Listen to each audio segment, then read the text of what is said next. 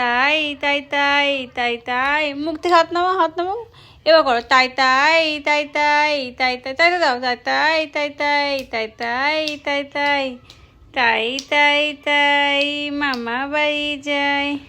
High five, high five, এ high five, high five, high five, five, high five, high five, high five, high five, high five. এবার টাটা করো, টাটা টাটা টাটা টাটা টাটা টাটা। একটু আগে গোলু যে সুন্দর চুলগুলো দেখলে, চুল যদিও নেই, যাক চুলের মতোই, তো সেটা আজকে নেড়ু মাথা করে দেওয়া হবে। আর আমরা একটু বেরোচ্ছি, আমরা যাচ্ছি আমাদের পুকুর দেখতে। আর পুকুরে মানে সবজি টবজি লাগানো হয়েছে, পুকুরে যে মাঠ আছে সেইখানে কী কী হয়েছে সেগুলো দেখব। আর এই যে পুকুরের জলে আমি খেলা করছিলাম, মনে হচ্ছে এখানে একটা নৌকা থাকলে ভালো হতো।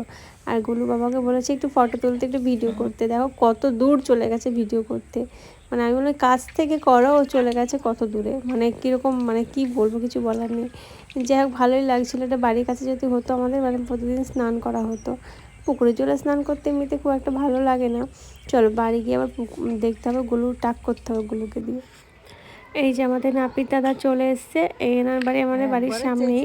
যা বলে রাখা হয়েছিল ঘুমালেই ফোন করবো আর টুক করে চলে আসতে। এবার দেখো কি করে, মানে চুল কাটতে গিয়ে। এর আগে কি হতো, দ্বীপের সময় মানে দ্বীপকে যেই মানে ছোঁয়াতো আর শ্বশুর করতো আর উঠে পড়তো, মানে ওই একটা চুল কাটতে মানে 1 মাস লেগে যেত, এরকম একটা ব্যাপার ছিল ওকে। আর এও মানে অনেকটা ওরকমই মানে করেনি, কোনো সেরকমভাবে ডিস্টার্ব করেনি, মোটামুটি অর্ধেক হয়ে গেছে। তারপরে প্রবলেমটা শুরু হয়েছে। আসলে অর্ধেকটা এমনভাবে হয়েছিল আমার দেখেই হাসি পেয়ে গেছে, দিয়ে আমি বলে বসেছি অনুপম খেরের মতো লাগছে। যেই বলেছে আমার শাশুড়ি পুরো হেসে ফেলেছে। আর হেসেছে মানে বুঝতে পারছো, মুখ চেপে যদি কেউ হাসে তাহলে তার পুরো বডি একদম ভাইব্রেট হয়ে যাবে, তো সেরকমই কেসটা হয়েছে। আর ও উঠে পড়েছে যেরকম নড়েছে আর উঠে পড়েছে, ব্যাস অর্ধেকটাই থেকে গেল সেদিন বলতে সকালটা। এই যে এইটুকু হয়েছিল, এইটুকু হবে, আর আমি বলে ফেলেছি অনুপম খের, ব্যাস এই যে নড়া শুরু, এখানে এইটুকু থেকে যাবে, আর কাজ হবে না।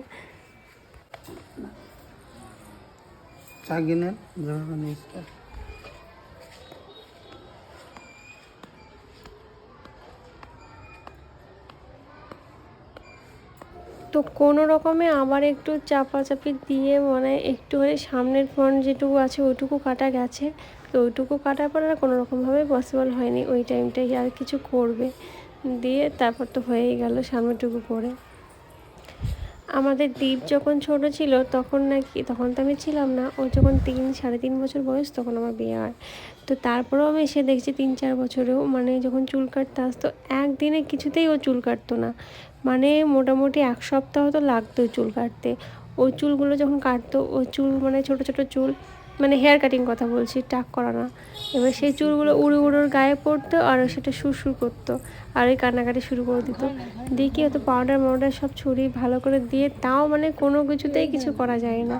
সে কি হাসি, কি বলবো, 1 সপ্তাহ লেগে যেত ও চুল কাটতে।